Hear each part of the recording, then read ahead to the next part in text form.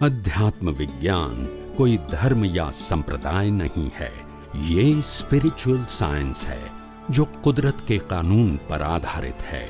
ये विज्ञान पूरे ब्रह्मांड के सभी रहस्यों को उजागर करता है और जीवन के सभी पहलुओं को समझने के लिए एक नई दृष्टि देता है। इसी को आर्ट ऑफ विजन कहते हैं, दुनिया को देखने की एक नई दृष्टि, जो अध्यात्म विज्ञानी परम पूज्य स्वामी श्री कमलेशानंद जी के निर्देशन में सनातन सत्य का अनुसंधान कर हमारे जीवन को प्रकाशित करे। जय सच्चिदानंद। समस्त श्रोताओं की तरफ से आपके प्रति बहुत बहुत कृतज्ञता। जय सच्चिदानंद। जय सच्चिदानंद। स्वामी जी, आज सत्संग में आप हमें पैकेजेस दे रहे हैं, बड़े सुंदर पैकेजेज है। पहले आपने शरीर का पैकेज दिया, फिर कर्म का पैकेज दिया, अब तीसरा पैकेज जो मैं आपसे मांग रहा हूं, कर्म बंधने की तो प्रक्रिया आपने पूरी बता दी, परंतु उन कर्मों में से कौन से कर्म कैरी फॉरवर्ड होते हैं? क्योंकि हम बार बार जन्म लेते हैं, मृत्यु को प्राप्त होते हैं, ऐसा तो है नहीं कि अभी मुक्ति को चले जाएंगे, बहुत लंबा समय लगता है। तो कौन से कर्म कैरी फॉरवर्ड होते हैं और कौन से कर्म यहीं पर भुगत लिए जाते हैं, समाप्त हो जाते हैं? कैरी फॉरवर्ड करने में किसका सहयोग है और वो कैसे कैरी फॉरवर्ड होते हैं? तो कर्म के कैरी फॉरवर्ड का पूरा पैकेज आप हमें समझाइए विस्तार के साथ। जो कर्म होते हैं वो कर्म को कारण शरीर कहते हैं, इंग्लिश में उसको कॉजल बॉडी कहते हैं। और जब व्यक्ति की मृत्यु होती है, कर्म बनते हैं, तब तो कॉजल बॉडी है, कारण शरीर है। फिर जब मृत्यु हो जाती है तो पूरा जो कर्म का पैकेज है, तो वो पैकेज कुदरत के पास जाता है। जब कुदरत के पास जाएंगे तो उसको द्रव्य कर्म कहेंगे। आप जब कर्म बनाते हैं तब इसको भाव कर्म कहेंगे। पूरा पैकेज को द्रव्य कर्म कहते हैं। वो द्रव्य कर्म कुदरत के पास जाएगा और जब रिजल्ट देगा कुदरत, तब इसको नो कर्म कहेंगे। क्रिया है फिर भी कर्म नहीं है, कर्म फल है। तो ये यहाँ कर्म है, कर्म फल को नो कर्म बोल सकते हैं। हाँ, तो यहाँ कर्म के बनने की प्रक्रिया है, यहाँ पैकेज का स्टोरेज है और यहाँ एक एक करके निकल रहा है, इसको नो कर्म कहते हैं। पूरा पैकेज है, इसको द्रव्य कर्म कहते हैं। और कर्म बनाने की प्रक्रिया को भाव कर्म कहते हैं। तो भाव कर्म, द्रव्य कर्म और नो कर्म। नो कर्म क्रिया होते हुए भी कर्म नहीं है। आप समझे न, कर्म फल है। ज्यादातर लोग यही मानते हैं, यही समझते हैं कि क्रिया से ही कर्म की भुगतान होती है और क्रिया से ही नए कर्म बनते हैं। तो ये अज्ञान को मिटाने के लिए मैंने आपको कहा कि कर्म क्रिया से नहीं बनते हैं, मन वचन काया से कर्मों की भुगतान होती है, भाव से नए कर्म बनते हैं और उसको कुदरत रिजल्ट के रूप में नेक्स्ट बर्थ में ट्रांसफर करती है। अभी प्रश्न ये होता है कि अगर हमने कर्म चार्ज किया तो कर्म बनाने वाला कौन है, कर्म भुगतान करने वाला कौन है और आत्मा का रोल क्या है? कोई भी अवस्था में या कोई भी लाइफ के अंदर आत्मा क्या करता है, प्रकृति क्या करती है और नए कर्म बनाने वाला कौन है, ये तीन चीजों जानना विस्तार से जरूरी है। तो कर्म बनाने का काम लाइव ईगो या लाइव प्रतिष्ठित आत्मा या लाइव अंतस्करण के माध्यम से नए कर्म बनते हैं। कर्म बनाने की प्रक्रिया में लाइव अंतस्करण कहोगे उनका बहुत बड़ा रोल है। वो लाइव अंतस्करण बनने के पीछे ज्ञान दर्शन का रोल है, और वो ज्ञान दर्शन हम पिछले अवतार में डेवलपमेंट के रूप में, अनुभव के रूप में ज्ञान और दर्शन की दृष्टि लेकर आए। उसी का उपयोग करके नए कर्म बना सकते हैं। तो कर्म बनाने का काम लाइव प्रतिष्ठित आत्मा या लाइव अहंकार का है, मन वचन काया का नहीं है। ज्ञान और दर्शन के उपयोग से कर्म बनते हैं, मन वचन काया की क्रिया से कर्म नहीं बनते हैं। तो कर्म बनाने की प्रक्रिया में लाइव प्रतिष्ठित आत्मा है, जिसके अंदर मन, बुद्धि, चित्त और अहंकार प्रोसेस के रूप में काम करता है। और आपका जो ज्ञान दर्शन है वो इंटेंशन के रूप में काम करता है। तो फिर ये मन वचन काया क्या है, जन्म जीवन मृत्यु क्या है, और कर्मों की भुगतान क्या है। तो ये जो कर्मों की भुगतान है ये मन वचन काया है, और मन वचन काया की जो अवस्थाएं हैं वो 9 कर्म है, वो कर्म फल है, और वो कुदरती रचना है। जन्म जीवन मृत्यु, मन वचन काया, बचपन युवानी बुढ़ापा, और सभी प्रकार के कर्मों की भुगतान की अवस्था, ये पूरा पैकेज जो शरीर के साथ जुड़ा है वो कुदरती रचना है। किसी के पास शरीर बनाने की, चलाने की, या तो इसको अंत करने की फ्रीडम नहीं है, क्योंकि वो कुदरत का था, कुदरत का है, और कुदरत के पास ही रहेगा। हम तो सिर्फ उसकी भुगतान कर सकते हैं, मालिक नहीं बन सकते हैं। और अगर मालिक बनते हैं, मालिक की भाव रखते हैं, तो फिर राग द्वेष से नए कर्म तो बनना ही है।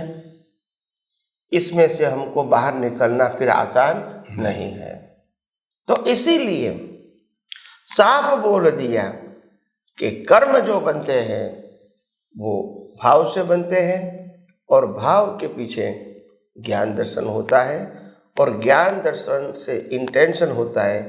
उनकी प्रक्रिया मन बुद्धि चित्त अहंकार से होती है, और ये प्रोसेस है, वो प्रोसेस से भाव मन तैयार होता है, और प्रोसेस का रिजल्ट जो है वो स्पीच और एक्शन के बीज है, जो क्लाउड में जाएगा, और क्लाउड में स्पीच और एक्शन के संयोग कुदरत देंगे, और भाव मन द्रव्य मन के रूप में आपके साथ रहेगा, जिसके आधार से आप अवस्थाओं का भुगतान अंदर करोगे। तो शरीर और संयोग तो सब कुदरती रचना है, और जो भाव मन पिछले अवतार का है ये द्रव्य मन के रूप में काम करता है। तो ये पूरी कर्म बांधने की प्रक्रिया, भुगतान करने की प्रक्रिया है। इसमें आत्मा का रोल क्या है? आत्मा हर अवस्था में कैटालिस्ट होता है। कैटालिस्ट का मतलब होता है उद्दीपक। उद्दीपक का मतलब होता है ओनली विटनेस। उनका कर्म बांधने में या कर्म की भुगतान में कोई रोल नहीं है, सिर्फ उनकी हाजिरी दृष्टा है। बिना आत्मा की हाजिरी नए कर्म भी नहीं बनेंगे, और बिना आत्मा की हाजिरी कर्म की भुगतान भी नहीं हो सकती है। इसीलिए आत्मा कैटालिस्ट है। फिर जो अंतरात्म दशा है, जिसको हम लाइव प्रतिष्ठित आत्मा कहते हैं, लाइव ईगो कहते हैं, वो कर्म बांधने का काम करते हैं, और मन वचन काया वो कर्मों की भुगतान के लिए काम करता है। तो तीनों का रोल क्या है? अलग अलग। आत्मा का भी अलग है, प्रतिष्ठित आत्मा की भी अलग, और प्रकृति का रोल अलग। डिस्चार्ज। प्रकृति का क्रिएटर, ऑपरेटर, डिस्ट्रॉयर कुदरत है। भाव मन का क्रिएटर, आपका ज्ञान दर्शन है। और आत्मा, ये दोनों को प्रकाशित करने वाला इसी से मुक्त शुद्ध आत्मा है। वो न क्रिएटर है, न ऑपरेटर है, न डिस्ट्रॉयर है और न सफरर है। ऑलवेज वो स्व पर प्रकाशक ही रहेगा। उनकी प्रकाश में ही नए कर्म बनेंगे और उनके प्रकाश में ही कर्मों की भुगतान ही होगी। तो कहने का मतलब इसी प्रकार से ये सब प्रक्रिया चलती रहती है। इसमें इम्पोर्टेंट बात यह है कि ये साइकिल जो चलती है, इसमें अगर साइकिल जो जन्म मरण का चक्कर वाली साइकिल को बंद करना है तो फिर क्या करना चाहिए? तो बंद करना है तो हमको मन वचन काया, उनकी अवस्था और पूरे ब्रह्मांड के सभी जीवों के मन वचन काया उसकी अवस्था, और सूर्य चंद्र तारा ग्रह नक्षत्र भरती ओट पहाड़ समुद्र और रिवर और ये जो वनस्पति वगैरह है, यहाँ एकेंद्रिय से पंचेंद्रिय मनुष्य के अलावा जो जीव है वो सभी को कुदरती रचना देखना पड़ेगा। इसके अलावा मुक्ति के मार्ग में आगे बढ़ने के लिए, अज्ञान को निकालने के लिए और कोई साधन अवेलेबल नहीं है। तो जो कुदरत का था, कुदरत का है और कुदरत के पास रहेगा, वो कुदरती रचना ही देखना है। हमारे पास कुछ है नहीं और हमारे पास कुछ हो भी सकता नहीं है। जो भी है और जो भी मिलता है और जो भी चला जाएगा वो शरीर के साथ ही जुड़ा हुआ है और हम शरीर नहीं है और शरीर को चलाने वाले भी नहीं है।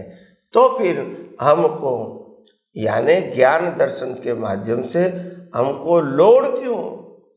तो लोड इसीलिए है क्योंकि हम इस बात को न सुनी है, न पढ़ी है, न समझी है। तो पजल तो रहेगा, मगर जैसे जैसे आपको ये विज्ञान समझ में आएगा, ब्रह्मांड का रहस्य मालूम हो जाएगा और अपने आप आपकी दृष्टि वितराग बन जाएंगी। वितराग मतलब बिना राग द्वेष वाली। वितराग मतलब जो कुदरत का था वो कुदरत का मानो और जो मेरा है वो मेरा मानो।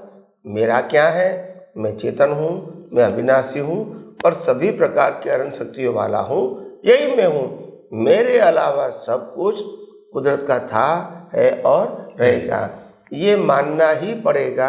और मालिकी, कर्तापन और भोक्तापन हमारी दृष्टि में से इरेज करना पड़ेगा, क्योंकि मालिक भी शरीर है, क्रिया करने वाला भी शरीर है और भुगतान करने वाला भी शरीर, और मैं शरीर नहीं हूँ। तो फिर ये कुछ क्रिया में करता नहीं हूँ, मगर इसको करता मानना वही अज्ञान है और इस अज्ञान से नए कर्म बनते हैं। स्वामी जी आपका बहुत बहुत धन्यवाद, बड़ा सुंदर स्पष्टीकरण हो गया। स्वामी जी अब हम धीरे धीरे सनातन सत्य कहिए या मुक्ति की ओर पायदानों पर चढ़ते जा रहे हैं। तो ये सारा प्रोसेस समझने के बाद के अंदर एक प्रश्न मेरे मन में आ रहा है कि ज्ञान दर्शन का डेवलपमेंट है, ये कैरी फॉरवर्ड होता है और उस डेवलपमेंट के आधार पर ही सब कुछ होता है, क्योंकि आत्मा का जो लक्षण है वो ज्ञान दर्शन ही है। आत्मा ही ज्ञान दर्शन, इसके अलावा कुछ है ही नहीं है। तो ये ज्ञान दर्शन का डेवलपमेंट, सम्यक ज्ञान दर्शन का हम कैसे अच्छा स्टोरेज करके आगे ले जावे, क्योंकि वही हमको सब बंधनों से मुक्त करेगा और मुक्ति का अर्थ ही सनातन सत्य है। तो कृपया ज्ञान दर्शन के डेवलपमेंट के बारे में, उसको कैसे डेवलप करें, इसकी पूरी प्रक्रिया, इस पूरे पैकेज को हमें बता। यस, सबसे पहली बात, ज्ञान और दर्शन मूलतः आत्मा का परमानेंट गुण है, मगर वो ज्ञान दर्शन है वो स्वभाव के रूप में है। और हम संसार में ज्ञान दर्शन का अनुभव करते हैं, उपयोग करते हैं, वो पुरुषार्थ या तो भुगतान के रूप में है। वो स्वभाव के रूप में नहीं है। तो जो ज्ञान दर्शन है वो दो प्रकार के हैं, मिथ्या और सम्यक। मिथ्या का मतलब होता है रिलेटिव सत्य और सम्यक का मतलब होता है सनातन सत्य। और मिथ्या ज्ञान और मिथ्या दर्शन का मतलब होता है मन वचन काया मैं हूँ, इसको चलाने वाला और भुगतान करने वाला भी मैं हूँ। ये मिथ्या दर्शन है। सम्यक ज्ञान का मतलब होता है मैं मन वचन काया से मुक्त, चेतन, अविनाशी और अनंत शक्ति वाला शुद्ध आत्मा हूँ, वो ज्ञान। और सम्यक दर्शन का मतलब होता है आत्मा के अलावा पूरी सृष्टि कहो और जन्म से मौत तक मन वचन काया की सभी अवस्था कहो, वो कुदरती रचना है, वो सम्यक दर्शन। और आज तक विश्व में किसी ने सम्यक ज्ञान और सम्यक दर्शन की इस प्रकार की परिभाषा हमको नहीं बताई, और इसीलिए हमको सच्ची बात समझ में ही नहीं आई। हम तो धर्म की क्रिया को ही पुरुषार्थ के रूप में मानते थे। ये शुभ क्रिया करोगे तो पुण्य बनेगा, या अशुभ क्रिया करोगे तो पाप बनेगा, और अगर पाप कर दिया है तो माफ़ी मांगोगे तो प्रायश्चित भी हो जाएगा। यही बातें हमने धर्म शास्त्र और धर्म गुरु के माध्यम से सुनी हुई थी, मगर अभी तक हमको ये नहीं मालूम था कि वास्तव में ये जो कर्म की परिभाषा है, वो कर्म की परिभाषा में जन्म, जीवन और मृत्यु की जो प्रक्रिया है, इसके अंदर जो ज्ञान दर्शन है, वो ज्ञान दर्शन का जो इम्पोर्टेंट सब्जेक्ट है, वो ज्ञान दर्शन के साथ डेवलपमेंट जुड़ा हुआ है। तो वो डेवलपमेंट क्या है? जितना सम्यक ज्ञान और सम्यक दर्शन को जानकर दृष्टि से उपयोग करोगे, इतना मिथ्या ज्ञान मिथ्या दर्शन अवस्था में लेकर आए वो इरेज होगा, और सम्यक ज्ञान सम्यक दर्शन अनुभव के रूप में परिपक्व होगा। इससे आपका आध्यात्मिक डेवलपमेंट बढ़ेगा, और वो डेवलपमेंट बढ़ते बढ़ते जिंदगी में जितना भी विकास किया है, वो नेक्स्ट बर्थ में फल स्वरूप डेवलपमेंट के रूप में कैरी ऑन होता है। और वो नेक्स्ट बर्थ में वही डेवलपमेंट आपको उपयोग करने के लिए दो प्रकार का उपयोग, या तो नए कर्म बनाने में भी सहयोग है, या तो अज्ञान को मिटाने में भी सहयोग करता है। दोनों प्रकार का सहयोग उसका होता है। तो इसी प्रकार ये जो सम्यक ज्ञान सम्यक दर्शन है, उसमें जो उपयोग करते करते मिथ्या ज्ञान मिथ्या दर्शन को मिटा के अपना डेवलपमेंट बढ़ाना, वो आध्यात्मिक डेवलपमेंट होता है।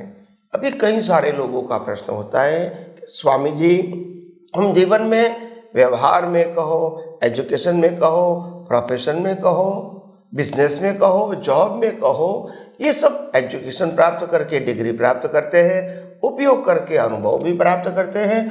तो वो अनुभव वो ज्ञान क्या साथ में आ सकता है? अगर आ सकता है तो कैसे आ सकता है, वो हम अगले एपिसोड में बताएंगे। ध्यान से सुनना और ये पूरा विज्ञान धीरे धीरे समझने की कोशिश करना। स्वामी जी, आपका समस्त श्रोताओं की तरफ से बहुत बहुत धन्यवाद, कृतज्ञता। जय सच्चिदानंद। जय सच्चिदानंद।